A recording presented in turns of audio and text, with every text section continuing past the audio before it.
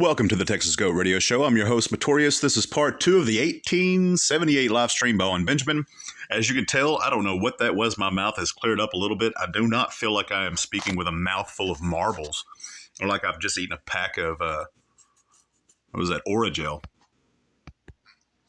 I want nothing to do with it. And I've been so much happier after I made those decisions in my life. Whereas before I'd be like, what can I do to reconnect with my dad so we can be like a Norman Rockwell painting, you know?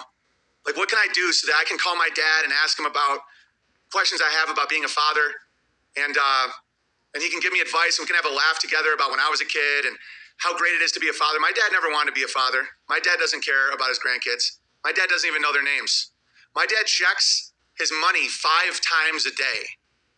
This is totally unnecessary if you're trying not to portray yourself as a victim. You know what? Somebody that's not a victim, they don't act like a victim. They don't sound like a victim. This is bizarre for him to say. I'm not saying this to be a victim. I'm saying this so that y'all can kind of, I don't know, bond with me over this. No, it's so that you feel bad and you give them money. That's the bottom line of this behavior.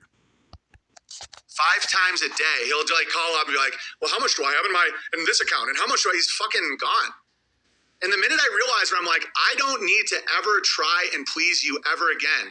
The anger left, the hate left, the self-destruction left.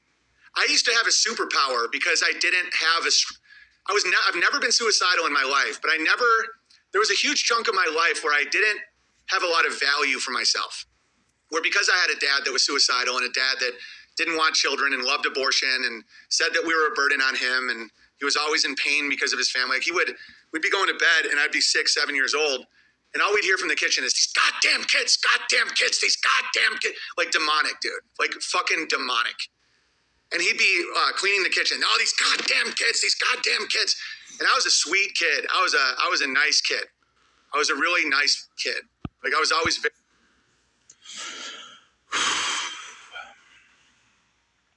In context, he just found out yesterday that his dad is pretty sick, in the hospital, could have died. Told his kids that he died, even though that he didn't die. And now he's talking about how much of a piece of shit his dad is. And how much of an awesome person he is. As a kid, I was a sweet kid. Oh yeah. That's so strange. That's so bizarre. I always wanted to please people, you know? And I would always be like, well, what can I do to help my dad? And I'd get like really good at the piano, or I'd excel at things, and I'd always want to make him laugh. I'm not saying that it's a bad thing to talk about these issues, but whenever you are a dangerous predatory cult leader and you're in one hand saying, I'm not saying this so that you think that I'm a victim, and then tell the most victim-y story. Like, well, then why are you telling it? Because there's a way of telling these stories without coming across that way. Laugh and be like, you know, somebody that was a good presence in his life, so he'd want to live. He'd say, I'm going for a walk and I might never come back. You know, I started joking much later in life that I was jealous of blacks because their dad really did never come back. Mine always did. And that's one reason why I love making... That actually has potential to be a pretty decent joke if he actually had the balls and the wherewithal to actually go to a stage and work it out. I think there's crowds of all colors that would think that that was pretty funny if it's done right. But he will never do that. I'm not saying that was funny. I could see potential in that joke being funny, though. In fun of blacks about not having a dad, because if my dad really did just never come back, we might have had a much better life, you know? But my dad always came back. Even though he'd be like, I'm going to jump in the river and I want to disappear. And I'm like, no. And I'd follow him from the shadows and I'd make sure that he was safe. And it's the one reason why I have such a protective mentality. And but he always came back because he's white. Okay, the story that he just said was that his dad would be in his house, and he was a small child, and that his dad would say, I'm gonna go jump in the river, and then Owen would sneakily follow his dad as his dad walked to make sure that his dad wouldn't jump in the river. I know I'm probably coming across kind of heartless to those that don't really know the entire story, but with somebody that lies so much, using this type of situation in order to manipulate his audience, because a whole lot of people don't know where this is going. Now, do I know where it's going? No, I don't. But I can see the red flags. I can see where it's gone in the past. How many times he's sold something just for it to mean nothing. And so even whenever he's telling a story like this, what he's doing is he's selling a story. That's what he's doing. He is what he calls he's a professional storyteller. But he presents it in a way as though it's true. That way, whenever he does manipulate you into actually giving over your hard-earned money, you believe him and you hand it over. And then whenever you say, hey, what happened there? We were supposed to get something in return. He says, what? You actually believe that? Dude, I'm a storyteller. Thanks for the donation. And thanks for not expecting anything. Unfortunately, I would have killed for a black dad. Just someone to fucking go grab a malt liquor and never come back because he saw a fat ass. Anyway, so I didn't have a high regard for my life. I used to take a lot of risks. I was never suicidal. I was always like a grateful guy, liked people, but I didn't give a fuck, you know. And that comes from your father. But then when I had a child, when I had my own baby, I realized what being a father means, and that I did not have a good father, and I wanted to be a good father. And I started making all these changes, and people they get really mad when you point out the truth of that. I noticed that, like the Sean Strickland thing I did 2 days ago. Oh, how dare you? He'd beat your ass. He'll fucking kill you. It's like, what I'm saying is obviously true. You know, obviously true. How often do you know, any listener that's listening right now, whether you agree or disagree with my commentary, or if you agree with him, doesn't matter. How often do you meet someone who says, I don't care what you say, what I'm saying is factual?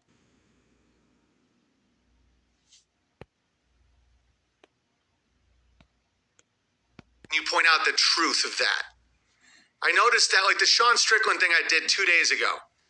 Oh, how dare you? He'd beat your ass. He'll fucking kill you. It's like, what I'm saying is obviously true. What I'm saying is obviously true. How often do you actually come across somebody who says that? Now, I think I said something like that earlier in my comment section because we were given quotes of Owen Benjamin, and I said, what we're saying he said is true because you can prove it. He said it on camera, and so you can play back that footage and you can tell for factual that he actually said what we're saying he said. But how often do you meet somebody who acts this way? I'm really mad when you point out the truth of that. I noticed that, like the Sean Strickland thing I did 2 days ago. Oh, how dare you? He'd beat your ass. He'll fucking kill you. It's like, what I'm saying is obviously true. You know, obviously true. Look at him, just trying to beat the shit out of a sparring partner with rage in his eyes, and these videos of how he wants to kill people. I understand where he's coming from. He had a fucked up dad, you know, and he hates his dad, and he had trauma, and he has confusion, and he has all that stuff, and so he hates. And so I'm trying to call that out so that people don't have that cycle. And I'm not doing it because... And the two things that he told you to do is say, fuck your dad, not literally, but just fuck him. Like, forget about him. And fuck forgiveness. Those are the two things. Pardon my language, but those are the two things that he has literally said while he's saying, no, what I'm saying is obviously true. So he took somebody else's vulnerability, kind of made a big deal about that, but then gave no... I mean, what's he doing? The only thing that he's doing is clickbaiting. He's trying to provoke somebody to the point where they interact with him on a world scale in order for him to harvest more listeners, harvest more cult members. That's what he's doing. I'm jealous or angry or mean. It's because I've been through it. And I know what it's like to feel like a piece of trash is floating around in the air. And people are like, oh, how dare you? Strickland has real life problems. He's just being real. He's being a monster. Wait, did Owen's dad die? No, he didn't die, but He's being a monster. Says the guy who, during a worldwide pandemic, promised a whole lot of people a whole lot of things based on them giving him money for an investment and then taking off with the money. Quite literally, moved from Washington State or wherever he went to Idaho. Didn't really give anything in return. That's not the only investment scheme that he's done. Hey, pay me $100 for a signed copy of my comedy special, and I'll mail you a DVD, a signed DVD for $100, and then never doing that again. So that's 2 at least, and I'm sure that there's multiple. Anyways, this is the Texas Goat Radio Show, and I'm your host, Pretorius. As always, till next time.